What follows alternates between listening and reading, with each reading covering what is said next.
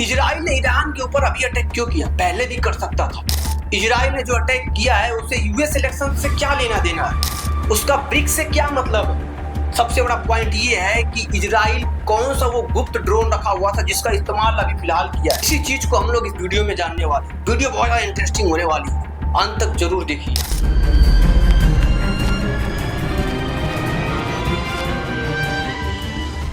जुम्मे की रात घड़ी में 2 बज रहे थे, तभी इजराइल ने ईरान के ऊपर डे ऑफ रिपेटेंस मिसाइल लॉन्च करता है। इजराइल से लगभग 2000 किलोमीटर दूर जब इजराइल के एयरफोर्स ने उनके ऊपर मिसाइल लॉन्च किया, तब ईरान के लोग सो रहे थे। इजराइल की एयरफोर्स 100 से भी ज्यादा फाइटर जेट्स का इस्तेमाल करते हैं, जिसमें F-35, F-16 और F-15 एडवांस वर्जन शामिल थे। इजराइल का यह अटैक ईरान के missile production site, drone site और जो वहां का एयर डिफेंस सिस्टम है उस पे टारगेट करता है और ये टारगेट सक्सेसफुल भी होता है। सबसे बड़ी बात यह है कि इजराइल ने उस मिसाइल प्रोडक्शन साइट पे हमला किया जब ईरान ने 1 अक्टूबर को इजराइल पे हमला किया था। इसी मिसाइल प्रोडक्शन साइट से जो मिसाइल बनी हुई थी उसी मिसाइल का प्रयोग किया था। तो इजराइल के माइंड सेट को आप समझ सकते हैं कि किस तरीके से इजराइल का माइंड सेटअप है। इजराइल का मिशन सक्सेस होते ही इजराइल डिफेंस फोर्स के स्पोर पर्सन डेनियल हगारी आते हैं और कहते हैं कि इजराइल के पास आक्रामक और रक्षात्मक शक्ति दोनों है। जैसी जरूरत पड़ेगी इजराइल के लोगों के लिए, जैसी आवश्यकता होगी वैसा उठाया जाएगा। Response to months of continuous attacks from the regime in Iran against the state of Israel. Right now, the Israel Defense Forces is conducting precise strikes on military targets in Iran. The regime in Iran and its proxies in the region have been relentlessly attacking Israel since October 7th on 7 fronts, including direct attacks from Iranian soil. Like every other sovereign country in the world, the state of Israel has the right and the duty to respond. Our defensive and offensive capabilities are fully mobilized. We will do whatever necessary to defend the state of Israel and the people of Israel. लेकिन इस attack से Israel के पूर्व प्रधानमंत्री Yair Lapid बिल्कुल भी खुश नहीं है। उनका कहना था कि इजराइल को स्ट्रेटजिक और इकोनॉमिकल साइट पे हमला करना चाहिए था, ना कि मिलिट्री साइट पे हमला करना चाहिए था।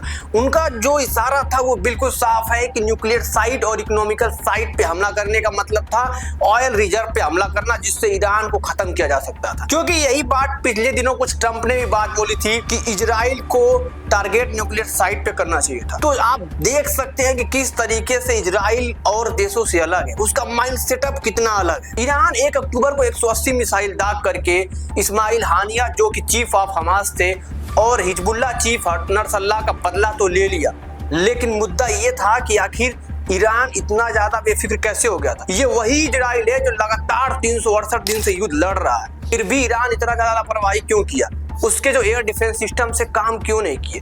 तो इसके पीछे का जो सबसे बड़ा रीजन है वो इजराइल का ड्रोन RA-01। ये वही ड्रोन है जिसका पिछले कुछ दिनों इसकी रिपोर्ट लीक हुई थी। इजराइल के पास RA-01 एक ऐसा ड्रोन सिस्टम है जिसका निगरानी के लिए बहुत ही ज्यादा पावरफुल है।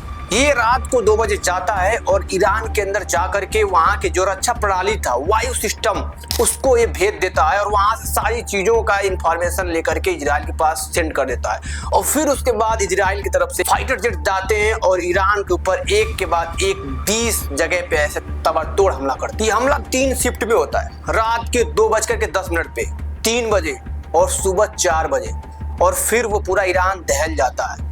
लेकिन सबसे जो इंपॉर्टेंट चीज सामने निकल करके आया, जिस ग्रुप ने जाकर के ईरान में हमला किया था उस ग्रुप में 4 लड़कियां थी। इजराइल की वो 4 लड़कियां कितनी बहादुर है, इससे ईरान को सीखना चाहिए। बुर्का पहनाने की जगह उन पे फोकस करना चाहिए। ये एक हर देश के लिए संदेश है, जेंडर इक्वलिटी के लिए। 368 दिन से भी ज्यादा हो चुके हैं युद्ध लड़ते लड़ते और फिर भी अभी तक उसके सैनिक डटे हुए हैं। यही ईरान और इजराइल में फर्क है। लेकिन सबसे बड़ा मुद्दा ये है कि इजराइल ईरान के ऊपर स्ट्राइक अभी क्यों किया। ये इससे पहले 15 और 16 अक्टूबर को भी करने वाला था, फिर या तो बाद में कर सकता था या बहुत पहले ही कर सकता था।